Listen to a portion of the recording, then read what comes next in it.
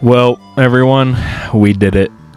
It took like almost half a year for this video to come out. I have no idea why I put it off for so long. I don't know. Don't ask. I have no goddamn idea why I procrastinated on this video for so fucking long. But welcome, my loyal and dedicated viewers, finally to the Coast Extensive Object Possession video. Now, I'm going to explain to you how this video is going to exactly work. I am going to go over all of the new stuff that we have learned throughout breaking down all the teasers, and just in general going over like when post-extensive object possession started for every animatronic that we know so far, how it started, what it's doing to the current animatronics slash people involved, and just all around going over just what it does and like how that affects Walten Files as a series. This, I feel, was a much needed video to be made because there's a lot about this power. I'm going to call it a power because you'll understand why in a second. That this is something we don't know a lot about, but at the same time, I think we can get a good idea if we go over it together. Now, there is going to be lots of parts to this video.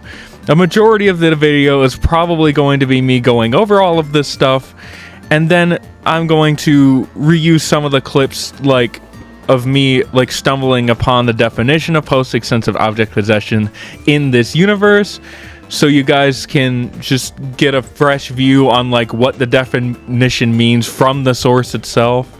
I got all the videos that I needed for it, and yeah, I'm really excited to get into this video finally, because I feel like there's a lot of implications with post-extensive object possession. So let us go. All right. So a short summary of post-extensive object possession in this universe, in the Walten Files, is when an object tethers to a spirit or physical body and soul, and they start to mesh together. So for example, you're gonna get another solid definition from the source of findjackwalten.com. So for example, if a little girl possessed a doll after they died, if they hit their hand on something and they start bleeding, their skin is going to actually start feeling like human skin. So in this world, if somebody dies and they try and get tethered to a new body with joints and limbs, it is going to try its damnness to both physically and spiritually meld the two together as if they were always one. It is a very, very, very messy process that we have never really seen happen in real time before. I really hope in 5 or 6 we actually get to see the process of the meshing together of the two bodies forming one. This is going to be very interesting to go over all of the animatronics so far of who has gone through post-extensive object possession and how it affects them in the current timeline. So let's get started. This is 1982 Bon. He has had a huge redesign 3 months ago, and this is what he actually looks like now. He's way more white. He has a scar across his eye there. He's actually got a little bit of a smile situation going on. So his colors, his mannerisms, the way his eyes are lopsided, the way his eyes have drained more color. Don't worry, we'll get back to the eyes in a second. Don't you worry about that. So looking at him physically, yeah, it really seems like these two have really, really melded together over the years. You can see the scar over his eye. You can see, just the way his smile creeps across his now permanent body's face. It clearly has affected Bon physically the most out of anyone in the series so far. In terms of the two meshing together, this is the most prominent example that we've seen of it so far, because no other animatronic slash human who has died in an animatronic body has really undergone post-extensive object possession quite like he did. I mean, appearance-wise anyway. I only say that because you will see some very egregious uses of post-extensive object possession. You'll know what I mean. But if you guys remember, and if you remember what I personally believe, this dude is not the only one who is inhabiting this animatronic. Let's see one more quick example of post-extensive object possession early on. This is Bon without his head on, and it looks like the ghost. It looks like the Spectre. I have no earthly idea why he decided, I'm going to take off my entire head in the post-extensive object possession world. What is really, really interesting about post-extensive object possession Bon is that for Susan and for Rose that we have seen so far, so in not only, by the way, does post-extensive object possession change the body physically, but spiritually too. So your body tethers into like the new metal body in literally every way you can think of, spiritually and physically. This, so far, I can only guess this is because it's earlier on. It could be like it's just the beginning. Bon is just freshly died for like a month or so, you know? So it could definitely be possible that we are going to see what Bon looks like in the spiritual Wonderland world, like with what like Susan and Rose's Wonderland forms look like. It could be a combination like here. So that is going to be very interesting to see. I would love to see his Wonderland form as Bon the rabbit, and like the two mixed up like Susan and Rose. Again, those are the only two people that we've seen in Wonderland whose post-extensive object forms are spiritually tethered. This does not seem like the case for now. Again, it could just be because it's early on. That is what I am guessing. If we do get like a cool mix between the two in Wonderland, dude, that is going to be one of the sickest designs that Martin and Eva will ever make. I'm just saying, dude. It's gonna be so fucking awesome. Alright, anyways, as I was saying, we don't have not just one person possessing Bon, in my opinion. We have Jack too. Look at how similar these pictures are. The only thing, in my opinion, that Jack can control inside of Bon is his eyes. That is the only thing that he can do. He can only just watch. You guys know the passenger theory that I made at this point if you've been a fan of the channel. But if not, go watch the Walten Files Bon and Jack video, because that's where I go all into it and what I believe about it.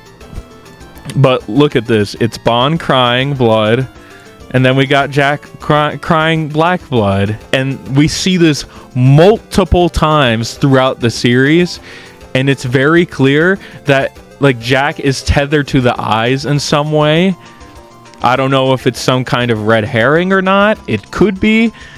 But in my opinion, it's not. I think all the details here, even in earlier on, as much as Martin Walls hates Bunny Farm, which is where these pictures have came from, I know the crew has talked about remaking it. It is not in production yet.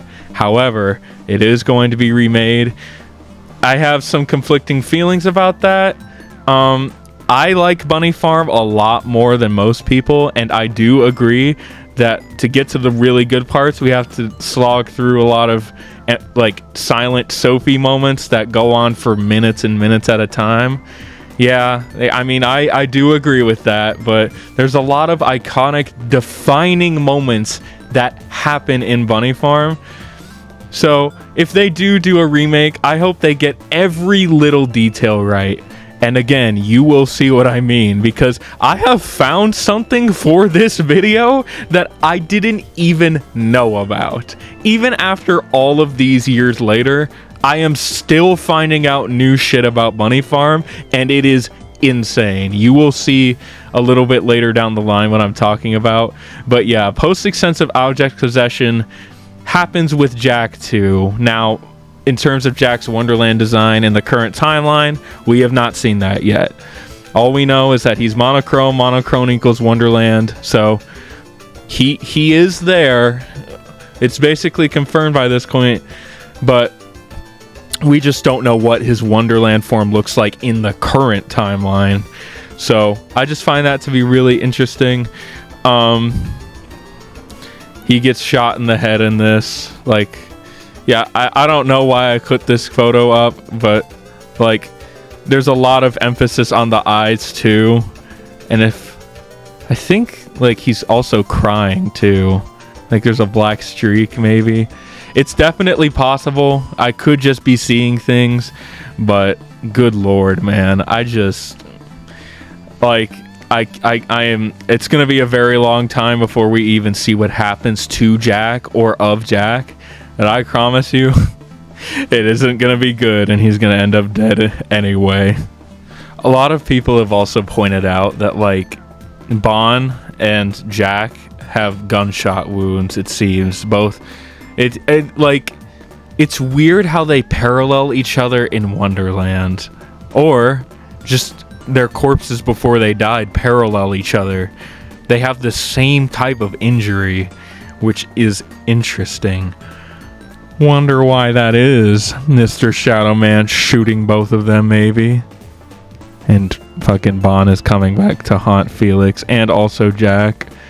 I think Bon may have made a deal with both Jack and Felix. Man, I'm not sure, but it's just exciting to think about. Like, it's interesting to see how even when they're dead, they parallel each other. Like, it's very apparent to me that like both of them and Bon the animatronic are all one at this point. All right, let us move on to the next Walten on this list, this unfortunate hit list. So we got Rosemary Walten. As you guys know, her limbs get chopped the fuck up. And I mean decapitated, pulled apart, and completely severed from her body. She is, without a shadow of a doubt, dead. This is not like Susan when she like was still alive inside the Vanny suit and starved to death while the post-extensive object possession was happening. No. Bon severed her head. Her brainstem stopped working. And again, even with all of that, the soul will still be there after that.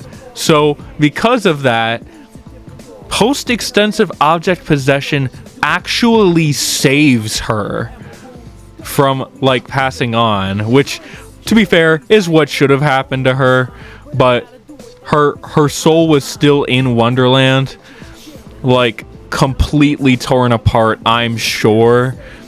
But like she, like her Wonderland form is actually looks pretty good. Like throughout all of the teasers that we've seen, Rosa's Wonderland form looks way more elegant, cleaned up. It is a mask, and I think I can tell that it's a mask. You can it also goes to show you how similar Shaw and Rosa's hair are in the first place. I mean, it's just, I think like this is one of Bond's like best work, as fucked up as that is to say.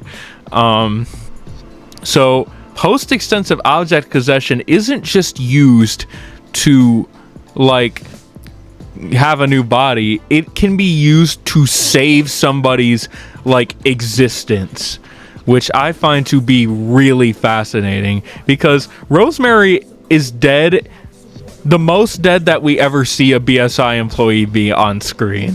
Like we see her decapitated, limbs everywhere, head cut off, all limbs cut off. There is no way that her physical body is alive at all. But because, as Bond says, there is a soul that persists after death, even if the body is dead, it takes a lot longer for the soul to perish than the physical body does. And that is very apparent through post-extensive object possession. And then we see Jack crying for Rose, and Rose crying too. The same black tears, the 2 black Walten tears. I didn't even notice that parallel. If my theory about Jack being a passenger is correct, that would make that even more fucked up and tragic. Bro, it's so crazy how, like, I can still find details about this series. That's why I love it so much. Like, bro, even the first few episodes were so goated with that. Like, it is not even funny, man. It's crazy how much foreshadowing has been put into this series. I'm blown away. And as I have gone on, as I've gone over before in one of the final teaser videos, this is a huge example of post-extensive object possession really taking a hold.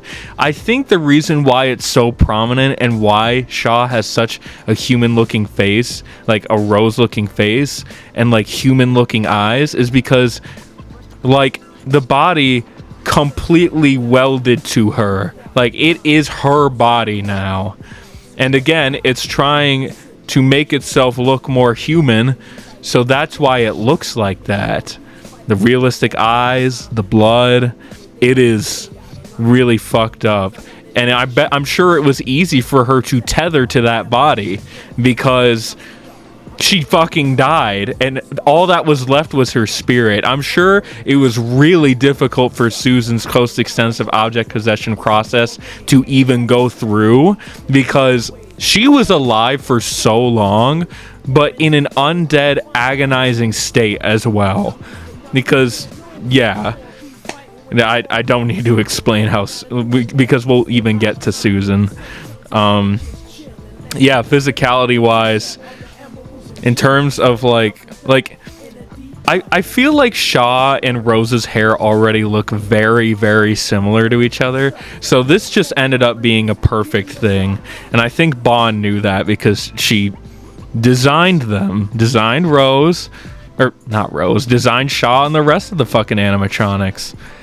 It's crazy. It's crazy how fucking meticulous Bond is with all of this stuff. It's so, like, cathartic to see how much planning has been put into this.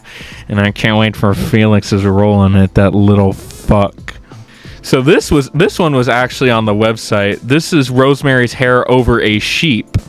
Like I think this signifies, again, her, like, human body, quote unquote, spiritual body, completely giving into the tethering of, like, Shaw, completely tethering to Shaw, completely overtaken by the body and the way that it merges together. Like, I think it was like a very fast process for Rose because, again, she died. There was no absolute, there was just no way that her, like, human body could be saved.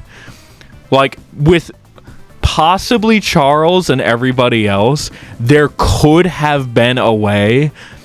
But fucking Bond went for the kill, which is something I think he does indeed learn. Like, so because he kills Charles before he kills Rose. And, like, he's like, man, I really gotta, like, kill these people for this making them beautiful process to work. And this is what this is. Making them beautiful, that phrase that we've been seeing, is literally him trying to make post-extensive object possession work. That, again, is a really, really big deal. Huge fucking deal. That this phenomenon, this merging of, like, bodies, like, becoming more humanoid, even though it's not the actual body anymore. Like, it's crazy that it has a name and a definition, and the fact that there hasn't been a video about this shit at all by itself is a little insane to me. So I'm glad to be making this because it is insane, like, how disturbing post-extensive object possession has been portrayed so far through the website, through the videos, through Lacrimosa. A lot of post-extensive object shenanigans happen in Lacrimosa with Bon and Susan.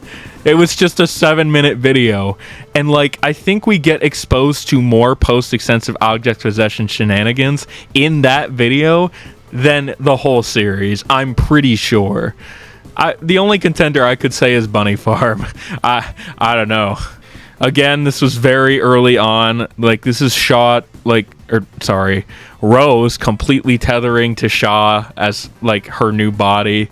Like, what remains of the human body is decrepit, disgusting, rotting, like, completely dead flesh and, like, molding skin and bones. Like, goddamn, bro. It's such a shame that we're gonna probably see how disgusting Rose's face and body is going to look being put inside of Shaw. Like, it will just be completely fucked up. Absolutely dreadful. Like, look at this. All of the fucking color in Rose's skin has been drained. It is completely white. And that is what post-extensive object possession does to a person. It seeps their former life away and puts it into another. It's just... I just find it to be really sad. It's awful, man. And then again, this was probably very early on, when they didn't quite know how to describe this phenomenon. They didn't even have a definition for it when Bunny Farm released, and Fine Jack Walten didn't even exist when Bunny Farm was released. So there you go. But there is evidence to suggest that post-extensive object possession has been a part of this series since the beginning. Personally, I think that's just always been the case, but Martin and crew have just haven't found a name or a definition for it yet, and I'm very glad that they did, because again, this phenomenon happens in every single time. Like, and it is crazy, man, how often, like, it's happened to Bond's victims specifically, because again, the act of making people beautiful is post-extensive object possession. So yeah, these aren't just objects, these are bodies, and Bond wanted to see that. Why he wanted to see that, why he wants to gift people with the experience of post-extensive object possession and having a new, way worse body that was made from the 1970s and 60s, I have no goddamn idea why, but he's doing it anyway. Let's move on to our third unfortunate victim, Susan goddamn Woodings. Physically, her face and Banny's face, like, don't appear to collide together the most. Like, we see them as separate entities, but you can tell that it is the same thing. Which, again, the reason why is probably because she was alive for the longest out of anyone who had post-extensive object possession forced upon them. Like, just all of these pictures depict a completely separate face. So Susan's human face is still inside of there somewhere, and she knows it. She herself knows it, but we do see, like, the Wonderland form of post-extensive object possession really taking a hold as, like, her head gets absolutely crushed by Bon. Bon! That was tragic. I'm sorry for that voice crack, dude. Jesus Christ. Yeah, Bon is he just fucking crushed her head. Oozing blood. You can tell something broke. We all know it. You hear Susan breathing in this. I bet y'all can just hear this image right now. Like, again, she is quote unquote alive for the longest after Bond does the deed, and all the blood and stuff does get cleaned up by Shadow Man. As you can see, there is lots of pools of gushing blood, super fucking thick, and somehow Felix, or whoever Shadow Man is, still think it's Felix, but whoever is Shadow Man did a really good job at cleaning up blood. I mean, Felix cleaned up blood pretty well from his own goddamn shirt. So, and that shit, there was so much blood on his shirt. Like, just a cavalcade of it. So, clearly, he has learned, whoever Shadow Man is very good at covering up things that should not be covered up and should be in the limelight. So, here is post-extensive object Susan in Wonderland. And as you can see, again, this is a very fast process, even though she is still alive. So, this process happens whether you like it or not, if you are even close to dying, which she was. That was what Bond was trying to do. But it was confirmed by the crew and Martin himself that this was Bond's sloppiest kill for sure, because it was probably one of the first times he's ever killed anybody before. And, like, yeah, it's just, like, this process is a very fast one. But, again, like, the way that the face separates away from Banny is very telling to me. Because, like, it seems that stages can switch around back and forth based on how long the person has been alive or dead. It took a lot of time for Bond to put Susan inside of Banny, so I really think that's why we can really see the differences and see her face pop up so much whenever we do see this phenomenon happening to her. I think that's why. It's kind of hard to tell, though. But regardless, it doesn't matter, because post-extensive object possession happens to her anyway, even though she is still alive. Probably the most painful post-extensive object possession procedure that we'll probably ever see. I'm sure it goes by a lot smoother with Rose, unfortunately, because again, her body is just dead, completely and utterly.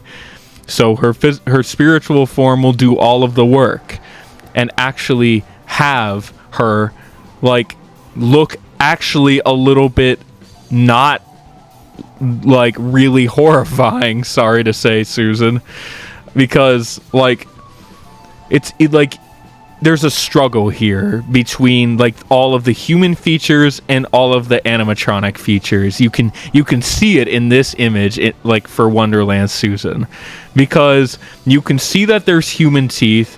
They don't fit in. The eyes don't fit in either, but they are trying to fit in. With Rose and her Wonderland form, there is no such thing. She has the mask on. She's just standing there, you know. It's very telling that if the victim dies quicker, the spiritual body can really just do all the work. But if they're left alive, it's going to be a bit of a messier process. It's weird coming to these realizations. Like, I mean, personally, that's what I think is happening here. Like, if you are more alive, the process will look awful. It will look disgusting. It will look horrifying, because none of your shit fits into an animatronic body, obviously, and you can see that here. It's just crazy to come to that realization that it really was fucking awful and painful for Susan, because just how long it went on for. All right, so my favorite, it's my favorite boy, Charles Brook. Unfortunately, for now, we do not really have a lot of images with him with post-extensive object possession. We only have 2 to really go off of, but it goes to show you that, like, it happened to him. Post-extensive object possession did happen, and again, this was probably unintentional or just added on for creepy effect, but the difference between the two here is very apparent. Like, you can see Charles's face above Buzu's head. So I think Charles is going to be a fighter in episode 6. He's going to really try and stay alive while he's being absolutely mauled to pieces, which is going to be hard to watch, but you know, so is everything in this series. You guys all remember this moment in Bunny Farm where Buzu swings at the camera and it's Charles's teeth inside of Buzu. So I think in this case it is the same thing, but a little better for Charles. Yeah, his death was excruciating, painful, and torturous, yes, but he might have had mercy a little quicker. He might have died quicker than Susan did, at least. So if that provides you any comfort, I mean, personally it does, because Susan, I think I changed my mind about like who got the worst death, because post-extensive object possession really plays such a big part in all of this. Why Bond is doing all of this, this is his goal. This is Bond's goal, is to do this to people. Why? I don't know, but we will find out in like the next 5 years or so, I hope. Anyway, unfortunately, that is it for Charles and post-extensive object possession, but there is stuff there. So post-extensive object possession for Ashley, I feel like the same case happened with Rose. Like, Rose and Ashley are kind of a same case thing, because like Ashley is completely inside of Billy right now, as you can clearly see from this image, and it goes fast. Like, and it merges together really well, because as you can see from this Bunny Farm image, Billy looks very, very human-like here. Like, it's a weird combination of the two, and I think this is what Bond is trying to achieve. He got way better at killing his victims, for sure. It's crazy to see how successful post-extensive object possession, as despite how fucked up that is. I don't want it to ever be successful, but you can see from like Ashley/Billy's face that it's there. Like, you can tell that was a human being at one point. Really fucking sad with the expression, really horrifying, really creepy, and I really hope that they can replicate all of this Bunny Farm stuff in a compelling way, for sure, because oh man, I'm just so excited to see what they do with the Bunny Farm remake. And hold on, let me zoom in here. Okay, I was only able to zoom in 500%, but this sprite is actually being overlaid over Billy. So another example of post-extensive object possession. Even if it was just for like one frame, even if it was just for a brief moment, there she is.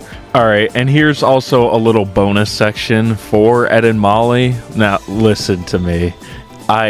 I don't know what is happening with Ed and Molly and whether or not it's post-extensive object possession, but for the sake of discussion and speculation, I thought I'd include both of them anyway, because their case seems to be pretty interesting, actually. So, as you all know, Ed and Molly possess one fucking body, Rocket. I say I don't know if it's post-extensive object possession, because every other case that we've seen, a confirmed case of it, like with Bond, they remain in there, and when the body is controlled, you know, when the said spirit in their new body stays in there for long, it starts to morph into their like usual self, like at least a little bit. Like, it starts to become more like their previous body. For this case, I think Ed and Molly are just ghosts, so post-extensive object possession shouldn't happen. I think it's just normal possession that they are doing to Rocket, to both of them. Again, since it's both of them, I don't know exactly how that will work, but again, we just have too little information for right now. It's all right. We will be fine. I'm gonna include this segment anyway, again, like just for the sake of speculation. So Ed and Molly, if they really do start to undergo a really weird version of post-extensive object possession, you do not need it. Doesn't really seem like you need a physical body in order for post-extensive object possession to happen, because Rosemary was chopped up into fucking hamburger and then put inside of Shaw, and that, like, she's the most stable Wonderland post-extensive object possession form that we've seen so far. So maybe it could be the case for them. They don't have bodies. They did possess Rocket while Felix was out there all night trying to dig their graves and bury them properly. It's just such a shame. If they're really going through a painful process of this phenomenon, then I feel awful for them. And that goes with, like, again, they may just be like ghosts. They may just be lurking around because they can freely exit and go into Rocket whenever they please, kind of like Bon. Bon is another weird case for sure, because he can absolutely exit, like, his body if he wants to and just roam around as a ghost, much like Ed and Molly. So in terms, I know this is a little, like, off topic, but anyways, if, like, Bon the ghost needs to be stopped, I feel like Ed and Molly are going to play a really crucial part in it, because I don't know what type of phenomenon is happening to them, but all three of them are experiencing it together. So it's weird. I have no goddamn idea what's gonna happen, but it's interesting. Like, so they are not inside of Rocket in this shot here. However, they are near him, and they're making him move around. They're working together. I don't know if that's going to be the case for long, because it looks like they're already starting.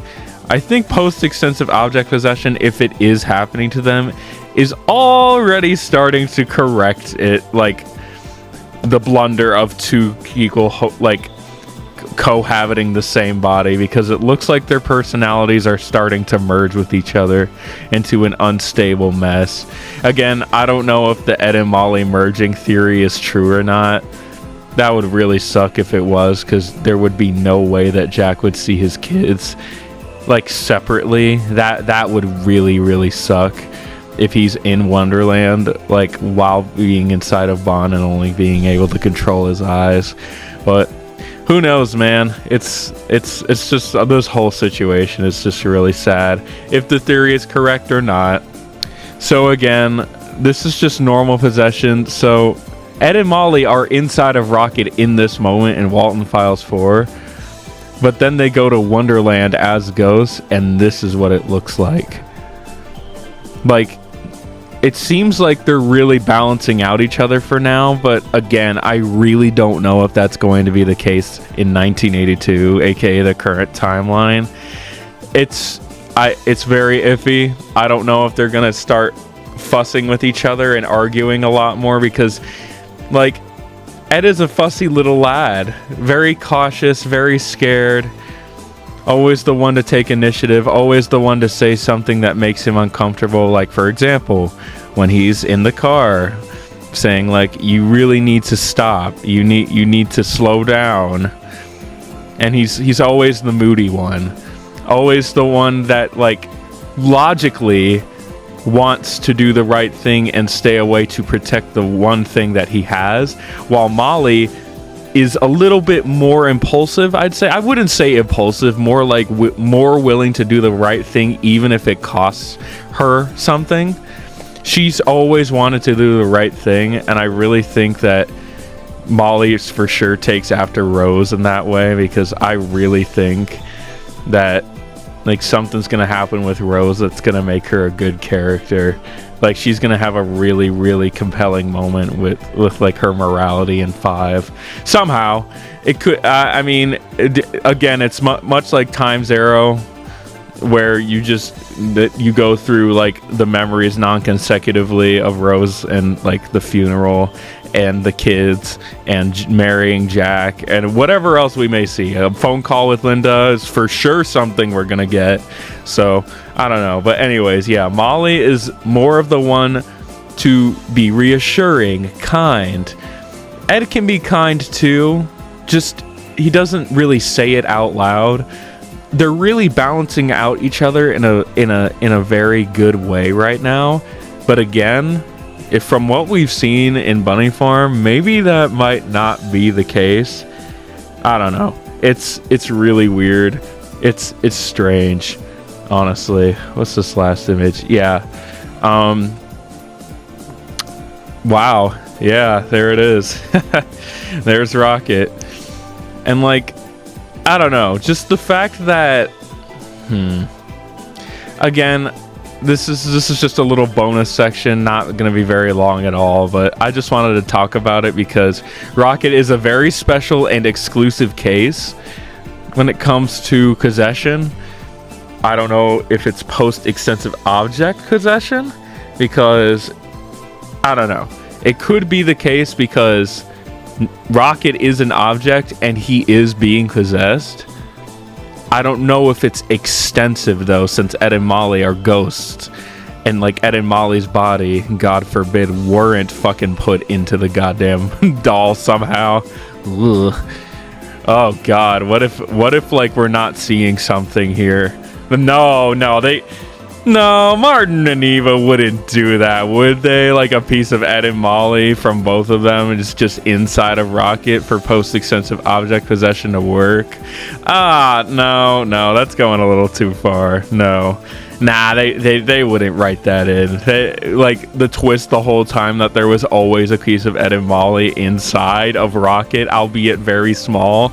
No, sir. Holy shit. Wow, that would be really grim, really dark, really fucking dark for this series. It's already really fucked up, but God bless America, dude. Actually, I don't want to bless America. Never mind. Sorry, I rescind my comment. Anyways, okay, yeah, I don't want to think about that. Yeah, that's about it for this bonus section. Again, we don't know if it's truly post-extensive object possession with these two, since again, it's two of them inhabiting one body, and their actual bodies weren't molded around Rocket, much like everyone else that we've seen that will have post-extensive object possession tendencies. So again, I just wanted to clarify that. I've already clarified it a bunch of times, but it can't be overstated. Like, we don't know a lot about the process with Ed and Molly, so we'll just have to take everything with a grain of salt for now. All of this to say, this is the final image. It's not really post-extensive object possession because I know for a fact the creators, the crew, my main crew, they haven't really developed the idea of post-extensive object possession yet. Just as all this funny scaries that we've seen up to the Walten Files 2 and Bunny Farm and stuff. Boozu's in the background, which I find really funny, and it's true because like we don't really know what the fuck happened to Booze Charles. So I find that to be really funny.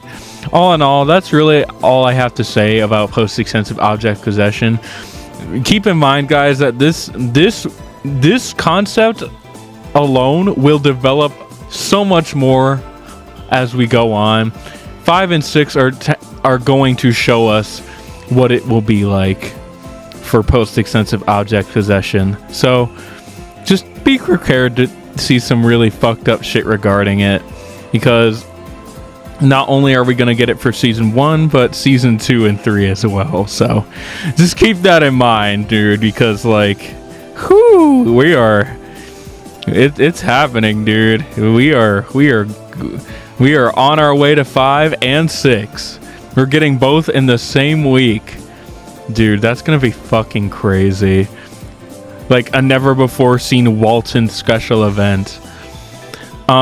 So this is where the new content kind of stops and it goes into the other videos describing, like my older videos describing post-extensive object possession, what it means, stumbling across it for the first time, my blind reaction and theories about it.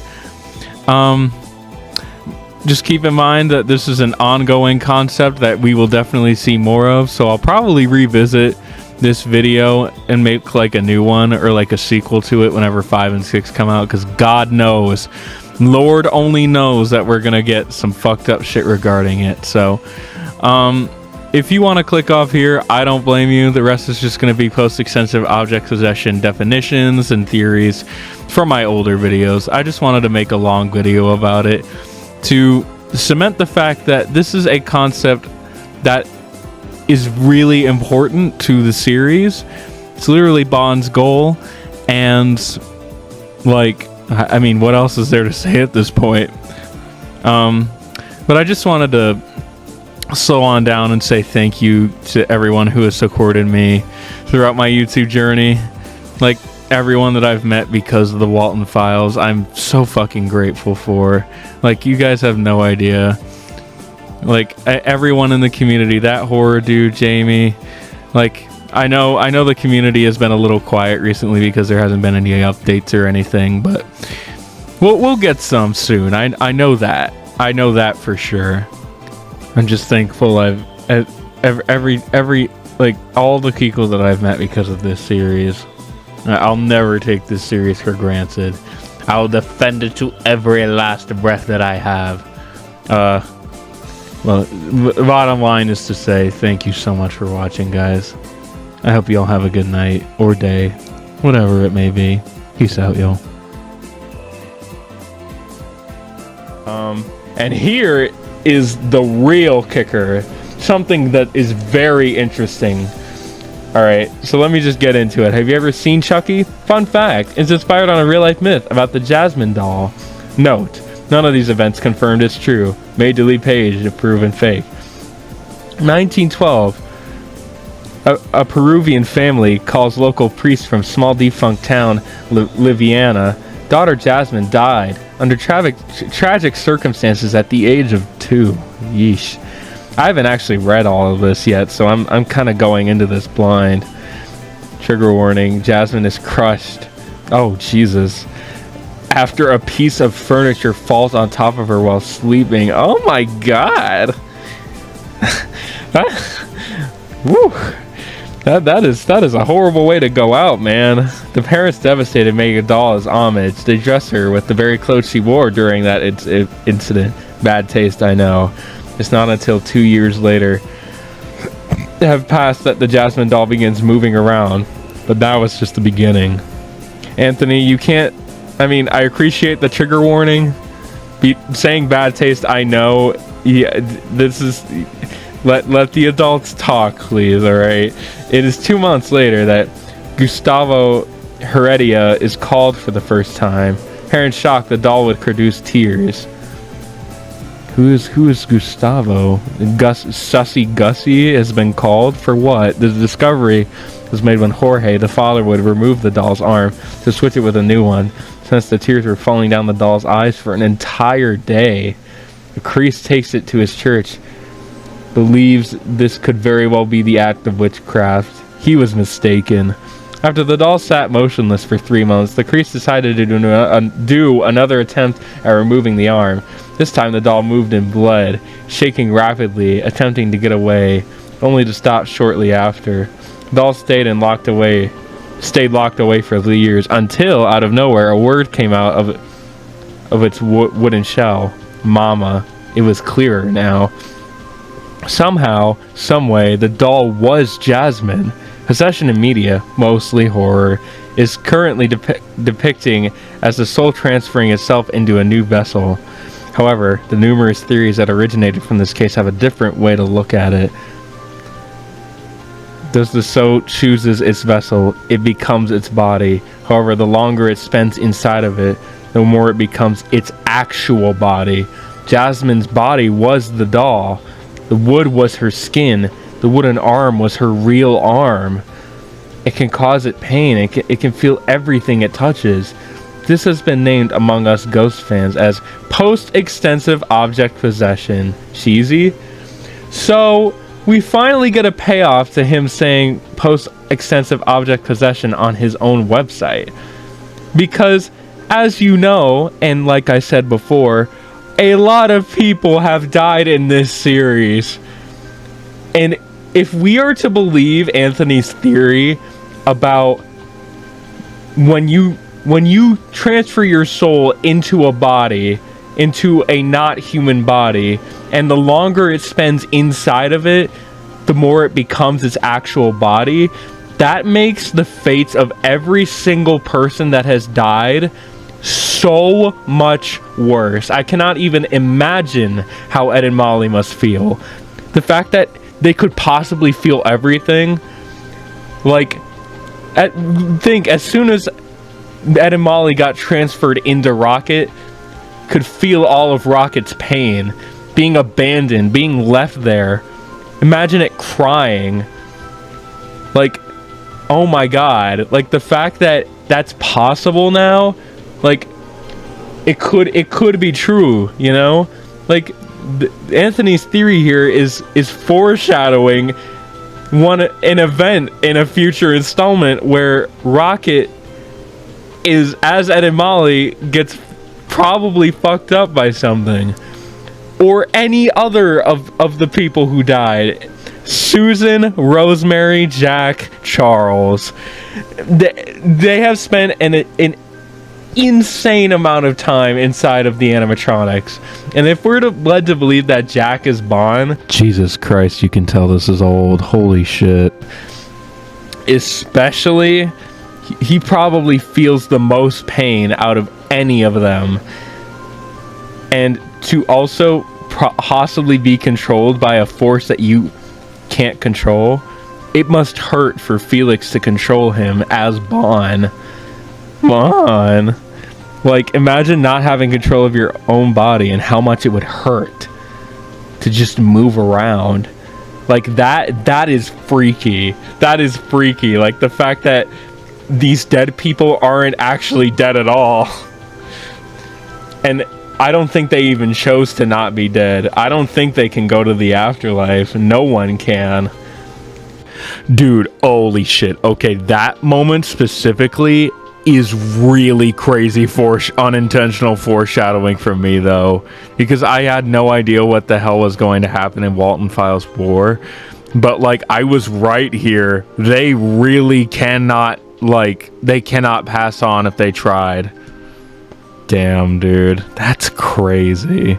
And as this website has told us many times, Bond is still here, and again, I am a firm believer that Jack is Bond.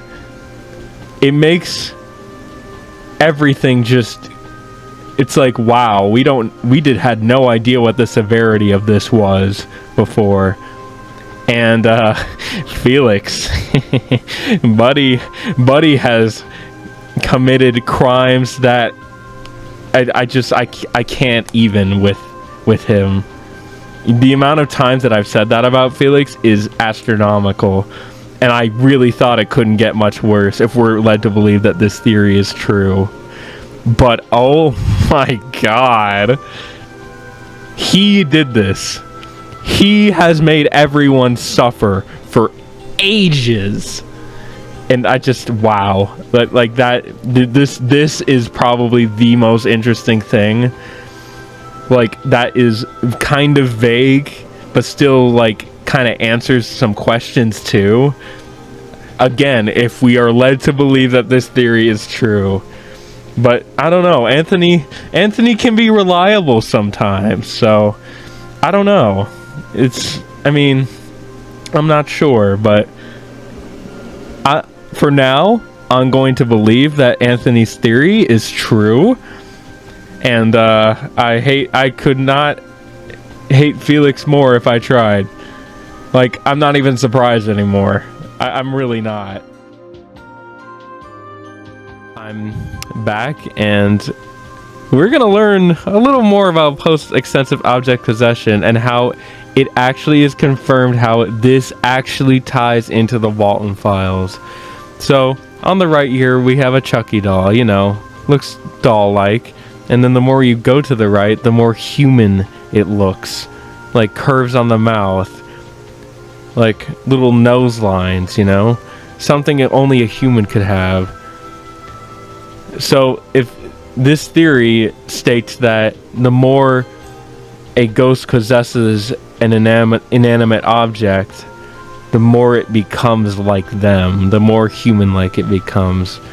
Well, that's been all but confirmed here, because Shaw, this was Shaw before she got possessed by the ghost of Rosemary Walten. You know, looks nice and robotic, even has a wire sticking out.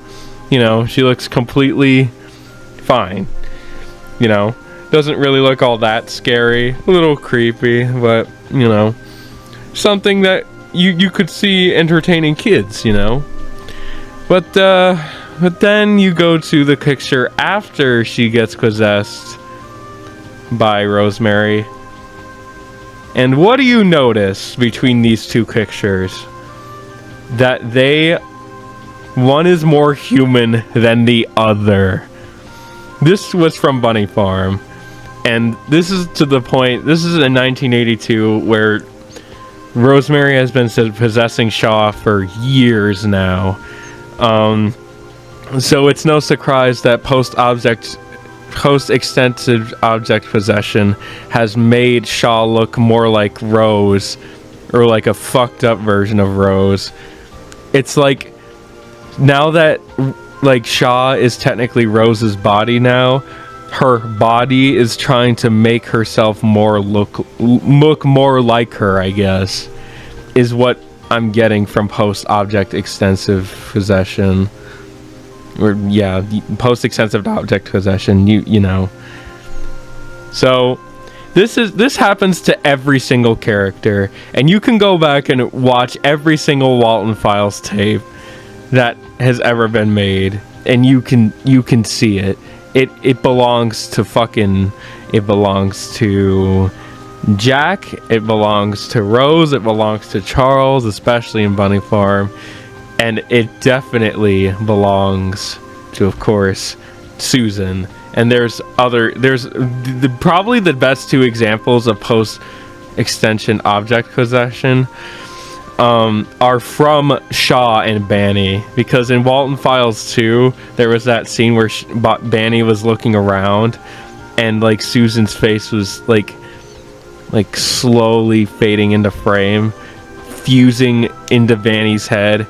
But like, this is the most like physical like example of it. That was like a figurative type thing, but you know what I mean. Oh man, this is too much, man. That's too much, man. All right, everyone, this is the actual end of the video itself. If you made it to the end of the video, comment below. This is the password that indicates that you passed all of the end of the video. Here's your password. Ready? It's I got the perfect one. I got the perfect password. Felix Crankin Sus. Comment that if you got to the end of the video. Again, thank you so much for watching. Especially for all who have made it to the end of this one. You guys are my everything. You all are amazing. This is a long time coming, and I really hope you enjoyed it, because I really put some extra effort into making this one special, and I hope it was a little easy to follow along, even though it was just me randomly explaining this phenomenon that's a huge thing in this series now. Nonetheless, all in all, the point is, I hope you all enjoyed. I hope you have a good one, guys. Peace out.